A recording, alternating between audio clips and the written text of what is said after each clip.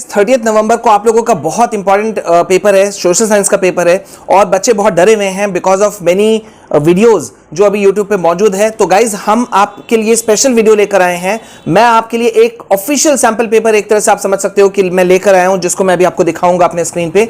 ठीक है, आपको उसको प्रैक्टिस करना है, पूरी तरह से प्रैक्टिस करना है और इसके लिए जो सीबीएसई का ऑफिशियल OMR शीट जो है, जो उन्होंने लिंक प्रोवाइड किया था, मैं आपको वो भी एक ब्लैंक, एक खाली OMR शीट दे रहा हूं, जिसको कि आप इन क्वेश्चंस को आप वहां प्रैक्टिस करके जाइएगा, आपको बहुत कॉन्फिडेंस मिलेगा। और सोशल साइंस के और भी जो इंपॉर्टेंट MCQ वाले क्वेश्चंस हैं, उसके वीडियोस मैं आपको वो भी दे रहा हूं। आप एकदम निश्चिंत रहो, आपको बहुत ज्यादा बेनिफिट मिलने वाला है। अब यहां आप डायरेक्ट देखो कि ये मैं आपको क्या दिखाने वाला हूं। देखो, ये है आपका official sample question paper 2021-2022 term 1 class 10 social science. ठीक है, इसमें आपको बाकायदा पूरा आंसर भी मैं दे दे रहा हूं हर क्वेश्चन का।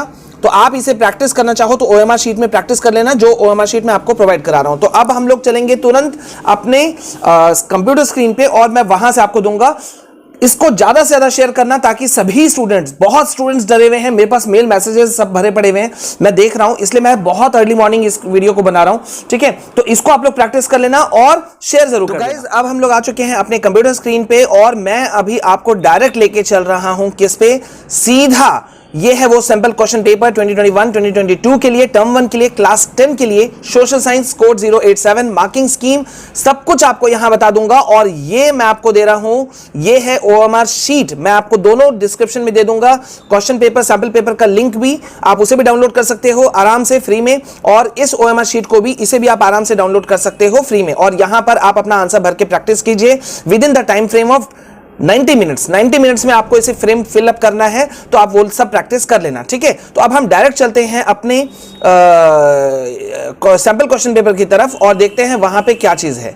ठीक है, तो ये रहा आपका क्वेश्चन पेपर। जल्दी से जनरल इंस्ट्रक्शन समझ लेते हैं। टाइम 90 मिनट्स है और आपको 40 मैक्सिमम क्वेश्चंस जो हैं वो मौजूद हैं। यहाँ पे section A, B, C, D 4 questions में बटा हुआ है। सेक्शंस में अगर आप देख पा रहे हो, सेक्शन A में 24 क्वेश्चंस हैं, उसमें से आपको सिर्फ 20 अटेम्प्ट करना है।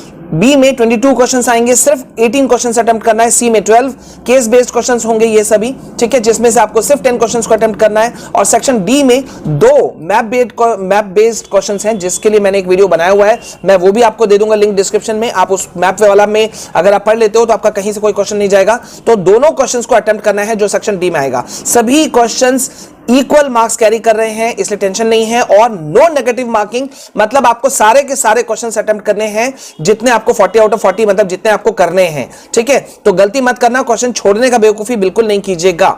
चलिए, अब हम लोग जल्दी से आते हैं यहां पे सेक्शन A, जिसमें से आपको 24 क्वेश्चंस में सिर्फ 20 अटेम्प्ट करना है। अब इसमें बहुत बच्चे कंफ्यूज होते हैं, लेकिन आप लोग होना नहीं। तो मैं कुछ क्वेश्चंस आप लोगों को दे रहा हूं, यहां देखिए, मैं आपके लिए एक्सप्लेन कर दे रहा हूं। Sorry, question number 1, who among the following was the founder of Young Europe underground secret society in Bern. ठीक है, तो यंग यूरोप का फाउंडर कौन था फॉलोइंग में से? अंडरग्राउंड सीक्रेट सोसाइटी इन बेरिन में। ठीक है, तो यहां पे देखिए 4 ऑप्शंस हैं और आंसर यहां पे देखो हर क्वेश्चन के नीचे पे आपको दिया हुआ है। ठीक है, तो यहां पर आपका आंसर है ग्यूसेपे मैज़िनी, ये आपका आंसर है, यानी कि B is the correct answer. ठीक है, अब सेकंड क्वेश्चन की ओर चलते हैं। Which of the following was the result of act of union 1707? Act of union 1707 का रिजल्ट क्या था? Unification of Germany, unification of kingdom of great Britain, unification of Italy, unification of Vietnam. तो ये घटना कहां की हुई थी? ये एक्ट ऑफ यूनियन का मामला जो था 1707 का, ये इसके बाद में जो हुआ था उसका परिणाम था unification of kingdom of great Britain. ठीक है, ओके, चलिए अब क्वेश्चन नंबर 3 की तरफ बढ़ते हैं। Identify the correct statement with regard to the Zollverein from the following options. Zollverein के रिगार्डिंग में करेक्ट ऑप्शन इनमें से कौन सा है? ठीक है, तो यहां पे देखिए आंसर आपको दिया हुआ है। वीडियो लंबा ना हो, मैं इस चीज का ध्यान रख रहा हूं, जितना शॉर्ट वीडियो बन सके और आप लोग इसे जल्दी से जल्दी समझ सको। तो इसका आंसर है C, it was a custom union at the initiative of Prussia. ठीक है, चलिए अब हम बढ़ते हैं क्वेश्चन नंबर 4 की तरफ। Which of the following countries were involved in the 3 Wars with Persia and ended with victory and unification of Germany? कौन से कंट्रीज जो थे वो इन्वॉल्व थे 3 लड़ाइयों में विद पर्सिया, पर्सिया के साथ में 3 लड़ाइयां जो हुई थी उसमें कौन से 3 देश इन्वॉल्व थे और जिसका अंत हुआ था, परिणाम हुआ था विक्ट्री के साथ में और साथ में जर्मनी के यूनिफिकेशन के रूप में भी।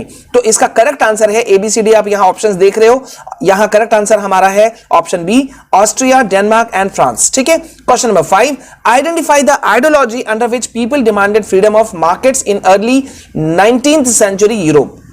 ठीक है, तो यहां पे आइडियोलॉजी आपको पहचानना है जिसके वजह से पीपल डिमांडेड फ्रीडम, जिसकी वजह से लोगों ने आजादी की मांग की थी of markets in early 19th century Europe. तो यहां पे कौन सा चीज था? रोमांटिसिज्म हो नहीं सकता, सोशलिज्म नहीं, रैशनलिज्म नहीं, लिबरलिज्म था, जिसकी वजह से मतलब इस चीज का विचारधारा जो था, आइडियोलॉजी जो था वो लोगों में आया था। क्वेश्चन नंबर 6, अब देखिए यहां पे क्या है, क्वेश्चन नंबर 6 के अकॉर्डिंग है, choose the correct matched pair about the crops and areas they are grown in.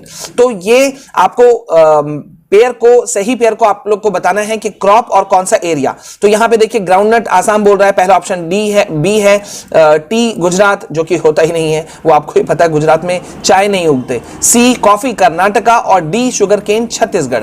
तो यहां पे गाइज कॉफी, सी कर्नाटका जो है, सी ऑप्शन ये सही है, कर्नाटका में कॉफी की खेती की जाती है। ओके, क्वेश्चन नंबर 7 की तरफ बढ़ रहे हैं। क्वेश्चन नंबर 7 है, the piece of land left uncultivated for the past 1 to 5 agricultural years is called. तो यहां पे एक ऐसा जमीन जिसको कि अनकल्टिवेटेड छोड़ दिया जाता है, अनकल्टिवेटेड मतलब जिसमें खेती नहीं की जाती है 1 से 5 सालों के लिए, ठीक है, उसको क्या कहा जा सकता है? क्या कहा जाता है? ऑप्शंस आपको दिए गए हैं, बैरन लैंड यानी कि बंजर भूमि, फॉरेस्ट लैंड यानी कि जंगल भूमि, ग्रेजिंग लैंड यानी कि चरने वाला भूमि, फैलो लैंड। ठीक है, तो यहां पे डी है ऑप्शन आपका, फैलो लैंड आंसर। ठीक है, अब हम बढ़ते हैं क्वेश्चन नंबर 8 की तरफ। यहां चलिए मैं एक काम करता हूं, क्वेश्चन नंबर 8 नहीं जाकर के मैं सेक्शन बी में चले जाता हूं, कुछ वहां से भी हम लोग देख लेते हैं। यहां पर आपका देखो ये सारे क्वेश्चन के आंसर्स दिए हुए हैं। अब हम आते हैं सेक्शन बी। यहां पर आपको क्या करना है? आपको करना है अटेम्प्ट एनी 18 आउट ऑफ 22। देखो जनरल इंस्ट्रक्शंस बहुत ध्यान से पढ़ना, नहीं तो गड़बड़ी वहीं होती है। तो 22 क्वेश्चंस में से आपको 18 क्वेश्चंस कोई भी अटेम्प्ट करने हैं। यहां पे आपको दे रहा है सबसे पहले, following image is the personification of Germany commonly associated with the romantic era and the revolution of 1848. Identify it's name from among the following options. तो इस इमेज को, एक इमेज आपको दिया हुआ है, इस इमेज को आपको बताना है ये किसका इमेज है। ठीक है, तो यहां आप अगर देखोगे और अगर आप अच्छे से पढ़े हुए हो, कॉन्सेप्ट क्लियर है, तो आपको पता होना चाहिए ये कौन, इसमें ज्यादा कुछ ध्यान लगाने की जरूरत ही नहीं थी। Option number C is the correct answer, Germania. अब हम आते हैं, मैं और नीचे जा रहा हूं ताकि थोड़े डिफरेंट क्वेश्चंस को आपको दिखा सकूं। ठीक है, चलिए अब हम बढ़ते हैं यहां पे सीधा। देखिए यहां पे असर्शन वाला क्वेश्चन भी आ गया है, देख रहे हैं, यहां पे आप लोग इसको देख लेना। ठीक है, एक इस क्वेश्चन को ले लेते हैं। इस क्वेश्चन को यहां पे आपको बोल रहा है choose the correct option from the following list. आपको एग्जांपल दिया हुआ है, लिस्ट 2 है सेक्टर। ठीक है, तो यहां पे courier, territory sector, fisherman secondary sector, carpenter primary sector, transporter secondary sector. तो यहां पे करेक्ट आंसर जो है वो है कुरियर का, यानी कि टेरिटरी सेक्टर। ठीक है, अब देखिए यहां पे आपको केस बेस्ड स्टडीज क्वेश्चंस आपको देना शुरू कर दिया, देख रहे हैं। मैं वीडियो लंबा नहीं हूं, इसका ध्यान रखने की कोशिश कर रहा हूं। देखिए यहां पे केस बेस्ड वाले क्वेश्चन सेक्शन सी में शुरू हो गए। This section consist of 2 cases. देखो सेक्शन सी में जो है यहां पे आपको 2 केसेस वाले क्वेश्चन मिलेंगे। There are total 12 questions in this section, जिसमें से आपको अटेम्प्ट कितने करने हैं? ओनली 10। ठीक है, 2 क्वेश्चन छोड़ देने। तो ये आप केस बेस्ड स्टडी में क्या किया जाता है, मैं फिर से बता रहा हूं, बहुत बार मैंने बताया है, पूरे जो आपको केस दिया हुआ है उसको आप पहले अच्छे से पढ़ो, क्योंकि इस केस को समझोगे, इस पूरे पैराग्राफ को समझोगे, तभी आप उसके अंदर में घुसे हुए क्वेश्चन को भी समझ पाओगे। तो इसको बहुत ही एक चीज मैं आपको बता दूं, इसमें तो नंबर कटना ही नहीं चाहिए यार। ये 10 वाले जो क्वेश्चंस है ना, ये तो जाने ही नहीं चाहिए, क्योंकि जो लोग बोलते हैं केस बेस्ड स्टडी, बहुत मैंने देखा बहुत लोग इसको हार्ड बोल करके इन्होंने स्टूडेंट्स को डरा के रख दिया। तो ऐसा बिल्कुल भी कुछ नहीं है, आप लोग एकदम परेशान मत होना। अब यहां पे हम लोग आ रहे हैं सेक्शन डी में। सेक्शन डी में आपको मैप बेस्ड क्वेश्चन है, और जैसा मैंने शुरू में ही बताया था कि 2 क्वेश्चन है, दोनों अटेम्प्ट करने हैं आपको। ठीक है, यहां देखिए 59। ठीक है, A is marked as dam, यहां लिखा हुआ है A is marked as dam, identify it from the following option. तो ये कौन सा है? यहां पे है ये, यहां पे भाखरा नांगल जो है वो है ये ए। ठीक है, और यहाँ पे बी पूछ रहा है, B is also marked as a major tea cultivating state. तो मेजर टी कल्टिवेटिंग स्टेट, अब आप गौर करो यहाँ क्या है, यहाँ है आसाम, जो कि आपके ऑप्शन में भी मौजूद है। So A is the correct answer, Assam. ठीक है, तो इसी तरह से आप लोग कवर कर लेंगे। और जैसा मैंने कहा था गाइज, ये प्लीज वीडियो को ज्यादा से ज्यादा शेयर करना। जितना आप दूसरे को हेल्प करते हैं उतनी कहीं ना कहीं आपकी भी मदद होती है, लोग आपके दोस्त बनते हैं। सो प्लीज, अगर पहली बार हमारे चैनल में आए हैं तो चैनल को सब्सक्राइब जरूर कीजिएगा, वीडियो को ज्यादा से ज्यादा शेयर करना है। प्रॉमिस भी दैट, लिखना वीडियो में कि sir I have shared the video, and yes, like share comment जरूर कीजिएगा। मिलते हैं नेक्स्ट वीडियो में। जय हिंद, जय भारत।